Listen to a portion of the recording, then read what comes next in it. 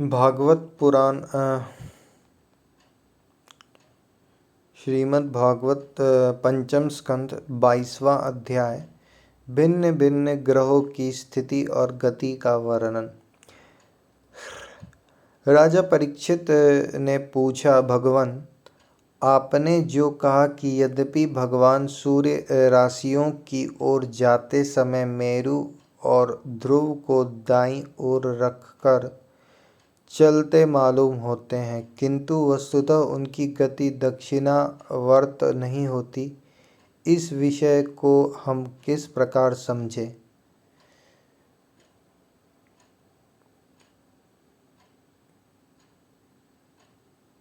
श्रीमद् भागवत पुराण पंचम स्कंद 22वां अध्याय भिन्न भिन्न ग्रहों की स्थिति और गति का वर्णन।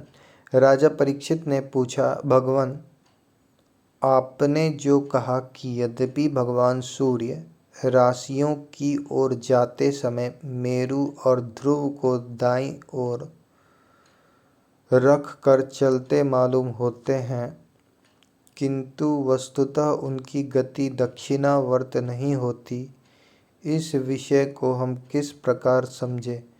श्री सुखदेव जी ने कहा, राजन, जैसे कुम्हार के घूमते हुए चाक पर बैठकर उसके साथ घूमती हुई चींटी आदि की अपनी गति उससे भिन्न ही है, क्योंकि वह भिन्न भिन्न समय में उस चक्र के भिन्न भिन्न स्थानों में देखी जाती है, उसी प्रकार नक्षत्र और राशियों से उपलक्षित काल चक्र में पड़कर ध्रुव और मेरु को उसी प्रकार नक्षत्र और राशियों से उपलक्षित काल चक्र में पड़कर ध्रुव और मेरु को दाएं रखकर घूमने वाले सूर्य आदि ग्रहों की गति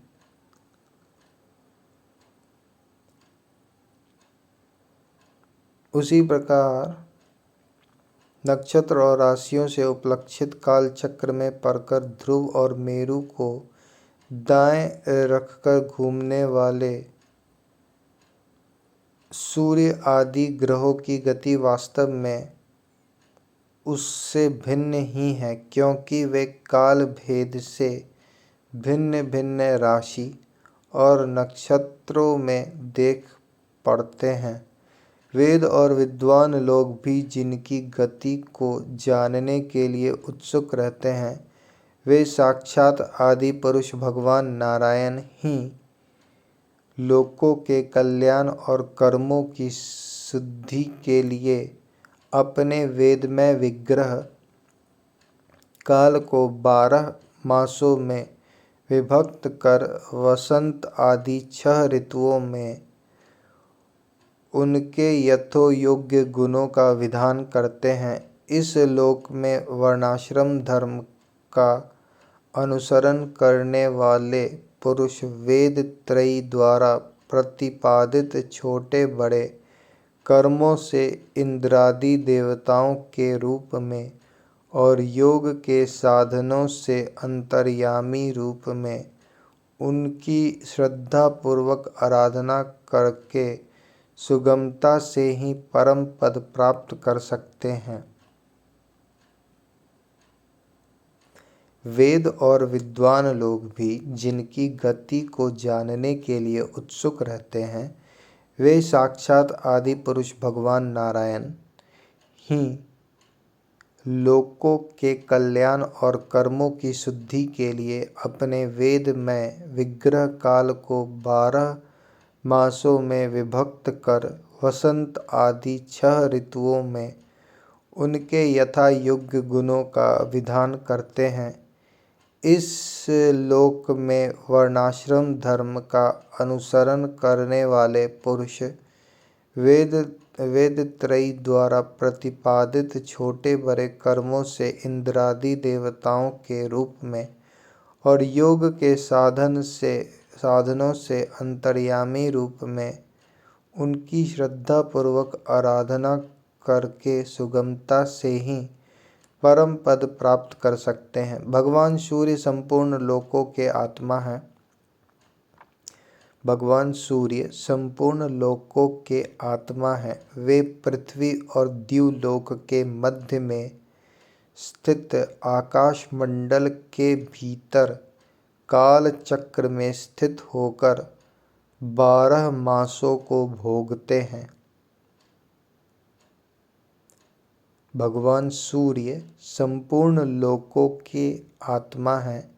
वे पृथ्वी और द्युलोक के मध्य में स्थित आकाश मंडल के भीतर काल चक्र में स्थित होकर 12 मासों को भोगते हैं, जो संवत्सर के अवयव हैं और मेष आदि राशियों के नाम से प्रसिद्ध हैं।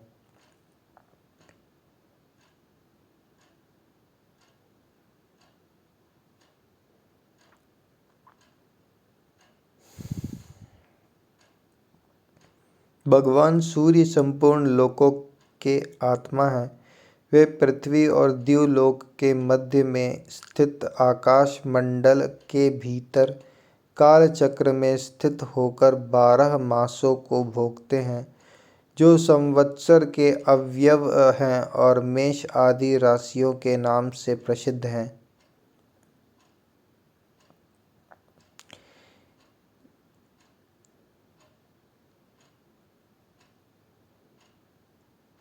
इनमें से प्रत्येक मास चंद्रमान से शुक्ल और कृष्ण दो पक्ष का इनमें से प्रत्येक मास चंद्रमान से शुक्ल और कृष्ण दो पक्ष का, पितृमान से एक रात और एक दिन का तथा सौर्यमान से 2.25 नक्षत्र का बताया जाता है।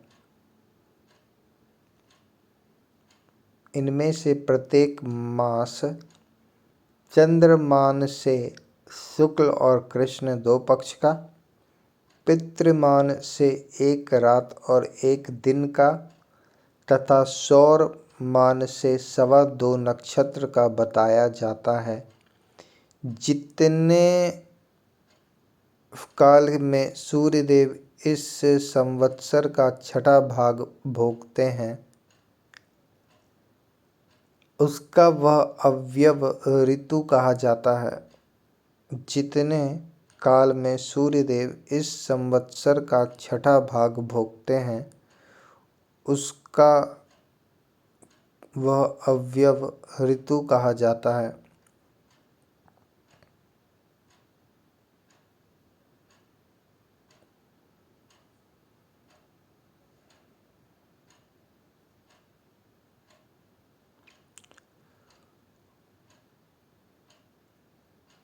उसका वह अवयव ऋतु कहा जाता है। आकाश में भगवान सूर्य का जितना मार्ग है, आकाश में भगवान सूर्य का जितना मार्ग है, उसका आधा वे जितने समय में पार कर लेते हैं, उसे एक अयन कहते हैं।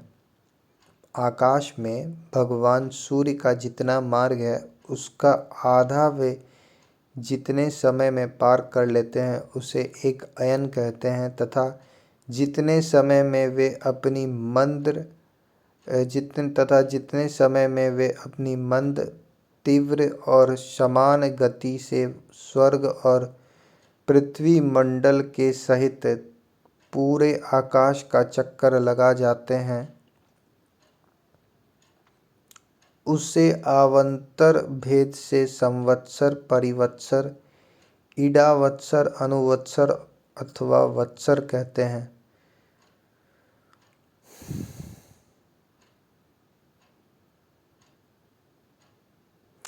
आकाश में भगवान सूर्य का जितना मार्ग है, उसका आधा वे जितने समय में पार कर लेते हैं, उसे एक अयन कहते हैं तथा जितने समय में वे अपनी मंद तीव्र और समान गति से स्वर्ग और पृथ्वी मंडल के सहित पूरे आकाश का चक्कर लगा जाते हैं, उसे अवान्तर भेद से संवत्सर, परिवत्सर, ईडावत्सर, अनुवत्सर अथवा वत्सर कहते हैं।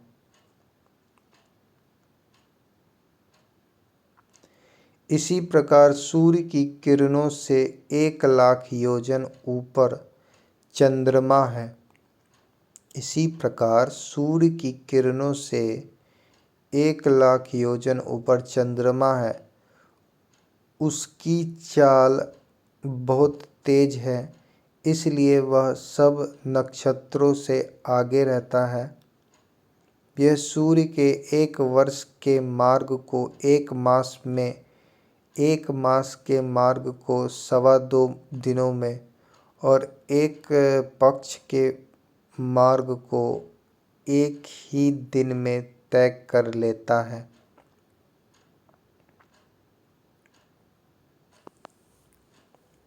इसी प्रकार सूर्य की किरणों से 1,00,000 योजन ऊपर चंद्रमा है। उसकी चाल बहुत तेज है, इसलिए वह सब नक्षत्रों से आगे रहता है। यह सूर्य के 1 वर्ष के मार्ग को 1 मास में, 1 मास के मार्ग को 2.25 दिनों में और 1 पक्ष के मार्ग को 1 ही दिन में तय कर लेता है। यह कृष्ण पक्ष में क्षीण होती हुई कलाओं से पितृगण के और शुक्ल पक्ष में बढ़ती हुई कलाओं से देवताओं के दिन रात का विभाग करता है तथा 30-30 मुहूर्तों में एक एक नक्षत्रों को पार करता है। यह कृष्ण पक्ष में क्षीण होती हुई कलाओं से पितृगण के और शुक्ल पक्ष में बढ़ती हुई कलाओं से देवताओं के दिन रात का विभाग करता है तथा 30-30 मुहूर्तों में एक एक नक्षत्र को पार करता है। अन्नमय और अमृतमय होने के कारण यही समस्त जीवों का प्राण और जीवन है। यह कृष्ण पक्ष में क्षीण होते हुई कलाओं से पितृगण के और शुक्ल पक्ष में बढ़ती हुई कलाओं से देवताओं के दिन रात का विभाग करता है तथा 30-30 मुहूर्तों में एक एक नक्षत्र को पार करता है। अन्नमय और अमृतमय होने के कारण यही समस्त जीवों का प्राण और जीवन है।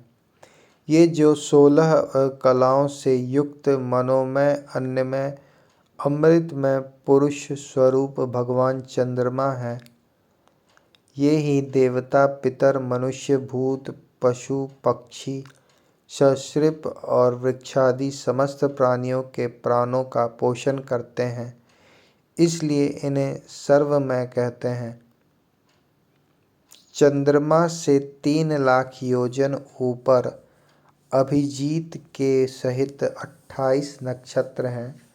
भगवान ने इन्हें कालचक्र में नियुक्त कर रखा है।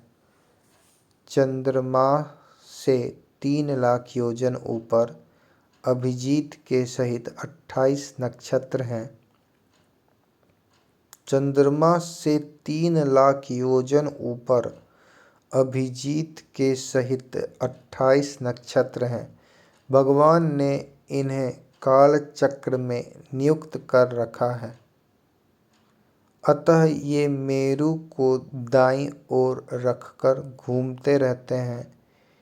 इनसे 2,00,000 योजन ऊपर शुक्र दिखाई देता है। यह सूर्य की शीघ्र, मंद और समान गति के अनुसार उन्हीं के समान कभी आगे, कभी पीछे और कभी साथ साथ रहकर चलता है।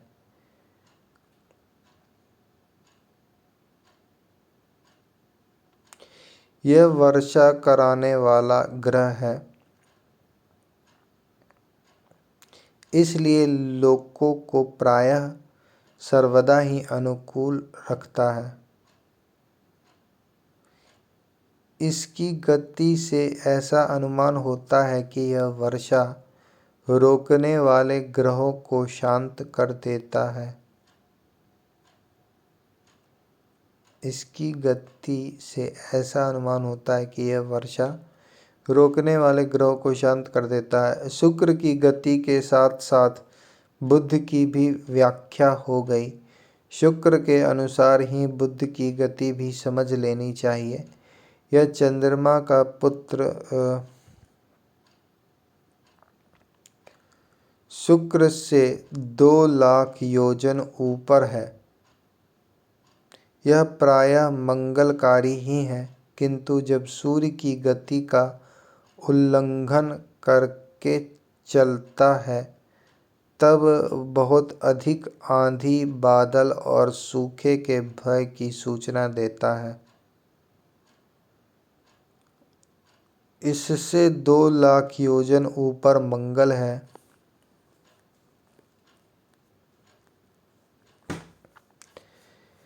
वह यदि वक्र गति से न चले तो एक एक राशि को 3-3 पक्ष में भोगता हुआ 12 राशियों को पार करता है। यह अशुभ ग्रह है और प्रायः अमंगल का सूचक है।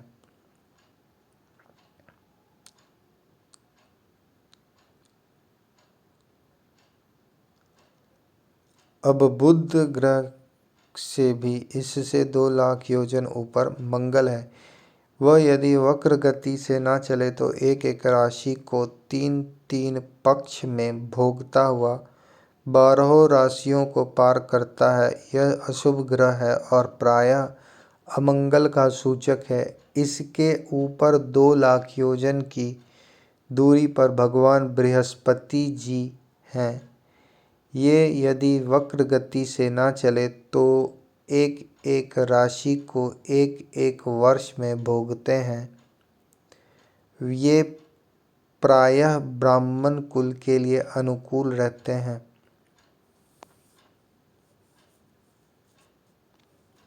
बृहस्पति से 2 लाख योजन ऊपर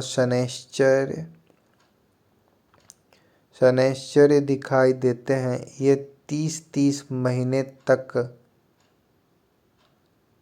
एक ही राशि में रहते हैं, अतः इन्हें सब राशियों को पार करने में 30 वर्ष लग जाते हैं। ये प्रायः सभी के लिए अशांति कारक हैं। इनके ऊपर 11 लाख योजन की दूरी पर कश्यप आदि सप्तर्षि दिखाई देते हैं। ये सब लोगों की मंगल कामना करते हुए भगवान विष्णु के परम पद ध्रुव लोक की प्रदक्षिणा किया करते हैं। मतलब शनैश्चर